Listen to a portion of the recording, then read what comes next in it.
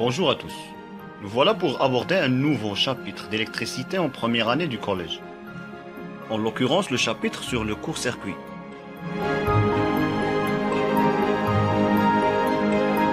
Dans les installations électriques domestiques, un court-circuit est un phénomène électrique qui se produit notamment lorsque deux fils électriques sont mis en contact direct, le plus souvent suite à un défaut d'isolation.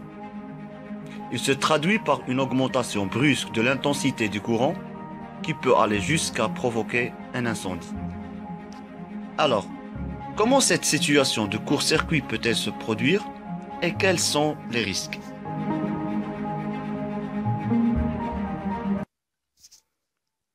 Pour pouvoir définir le court-circuit, on réalise un circuit en série avec deux lampes et une pile. Un fil conducteur est placé aux bornes d'une des lampes. On constate que la lampe, qui est court-circuitée, ne fonctionne plus.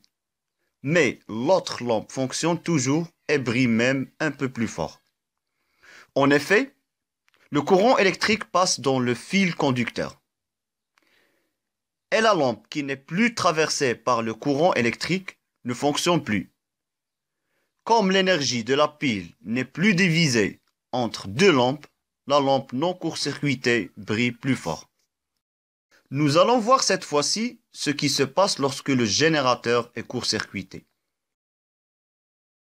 Pour cela, on réalise un circuit composé d'une pile et d'une lampe.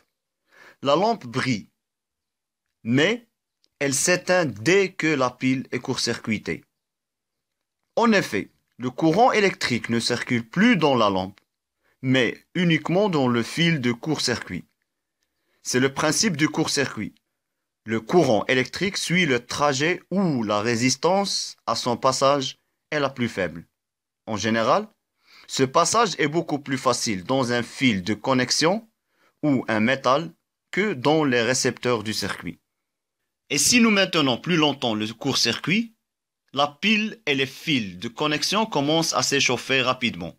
En effet, le courant électrique ne rencontre plus de résistance car il n'y a plus de récepteurs dans le circuit, ce qui va provoquer un échauffement de la pile ainsi que celui des fils de court-circuit. Le court-circuit d'une pile est dangereux. Il peut provoquer un incendie en présence de matières inflammables.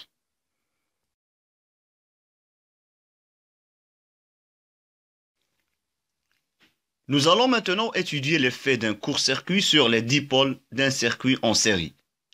On réalise un circuit en série avec trois lampes et on court-circuite la lampe L2. L2 ne s'allumera pas, mais les autres lampes fonctionnent toujours et brillent même un peu plus fort. En effet, le courant électrique passe dans le fil conducteur et la lampe L2, qui n'est plus traversée par le courant électrique, ne fonctionne plus.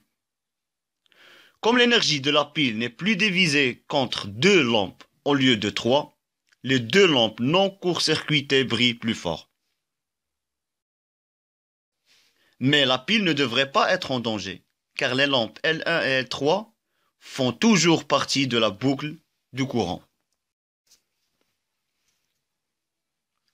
Intéressons-nous cette fois-ci aux effets d'un court-circuit sur les dipôles d'un circuit en dérivation.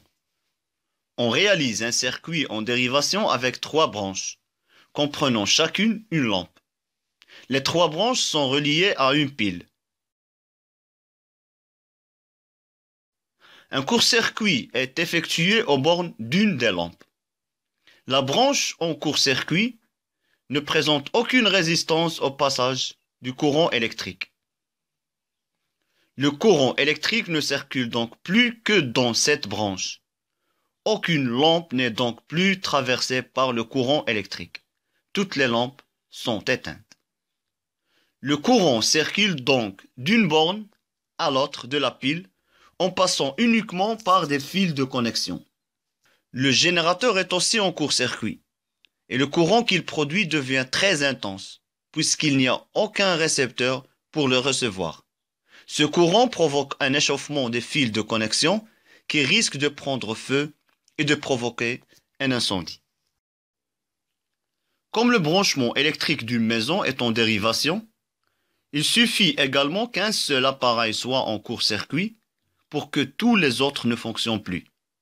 En réalité, nous n'avons pas le temps de nous en rendre compte, car le panneau électrique de la maison coupe le contact électrique à l'aide d'un fusible ou d'un disjoncteur différentiel, afin d'éviter tout risque d'accident. Pour mieux comprendre ce qui se passe, on réalise un circuit composé d'une pile et d'une lampe. On ajoute en série au circuit un fusible. En court-circuitant la lampe, le courant électrique devient très intense puisqu'il ne traverse aucun récepteur. Le fusible est constitué d'un fin fil métallique. Le courant électrique intense provoque son échauffement. Et si sa température dépasse une certaine limite, alors il se met à fondre. Le fil métallique en fondant ouvre le circuit et empêche le courant électrique de circuler, ce qui interrompt le court-circuit au plus tôt afin d'éviter la surchauffe et le risque d'incendie.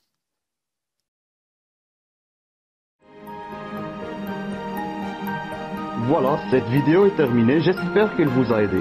Je vous dis à très bientôt pour le prochain chapitre. Salut!